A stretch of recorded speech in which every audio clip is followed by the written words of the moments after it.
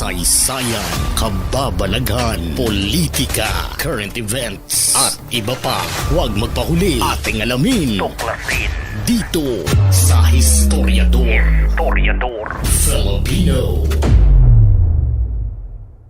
Natapos ang nakakapagod na round 12 ng salpukan sa ibabaw ng lona ng WBC welterweight champion na si Mario Barrios laban sa pambansang kamao na si Manny Pacquiao, ay naging draw o patas ang laban ng dalawa. Sinubukan ni Pacquiao na itumba ang 34 anyos na si Barrios sa mga maagang rounds, pero makunat ito. At aminado si Pacquiao na matindi ang depensa ng kampyon. Ganon din ang opensa nito. Napakalaki ng agwat ng edad ng dalawa, pero hindi ito ininda ni Pacquiao. 1995 nang maging professional si Pacquiao bilang boksingero sa edad na 16, habang si Barrios naman noong mga panahong yun ay 2 linggong sanggol pa lang ang edad. Marami ang nagdududa sa umpisa kung makakaya raw ni Pacquiao si Barrios gayong may edad na ito. Pero napatunayan ni Pacquiao na basta't dedikado ka sa iyong ginagawa ay hindi imposibleng makakaya mo ito. Kung walang imik si Pacquiao sa mga nampapatiko sa kanya, iba naman ang saloobin ng kanyang matagal ng kaibigan at trainer na si Boboy Fernandez. Masama ang loob nito sa mga nampapatikos kay Pacquiao, lalo na sa mga kapwa Pinoy. Ito ang sinabi ni Boboy Fernandez sa isang vlogger na may hindi raw magandang sinabi kay Pacquiao bago pa man ang laban.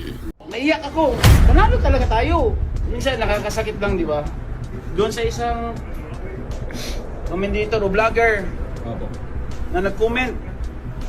Nakita ko yung comment mo. Di ba sabi mo, pag dumating na si Pacquiao sa 5 round o pataas, di ba? Dinilat niya ang dila niya.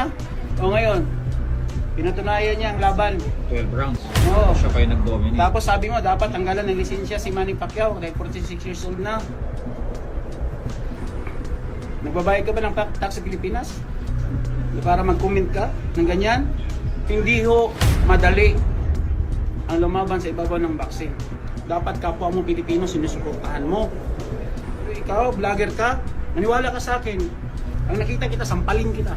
Binigyan ng score ng mga judges si Barrios na 115 and 113, habang si Pacquiao naman ay 114 to 114. Rason para maging draw ang resulta ng laban. Kagaya ng inaasahan ay marami ang nagsasabi na panalo sana si Pacquiao, pero ang scorecards pa rin ng mga hurado ang magiging opisyal na resulta ng laban, kaya wala na tayong magagawa pa kundi ang hintayin na lang ang inaasahang rematch ng dalawa sa hindi pa tukoy na petsa. Pero siguradong may rematch ito dahil si Pacquiao na mismo ang nagsabi na gusto niya ng rematch dahil gusto raw niyang mag-iwan ng legasiya sa mga Pilipino at gusto rin niyang maging proud tayo. Para naman kay Mario Barrios ay pabor na pabor ito sa rematch dahil sa malaking bagay ito para sa mga fans ng boxing. Ayon sa ilang reports, tinatansiyang kikita si Pacquiao sa kakatapos lang yan na laban ng tumataginting na $12 million o 685 million pesos. Box office pa rin daw si Pacquiao para sa mga boxing fans dahil sa karisma nito pagdating sa laban. Samantalang si Barrios naman ay tatanggap umano ng aabot sa $1 million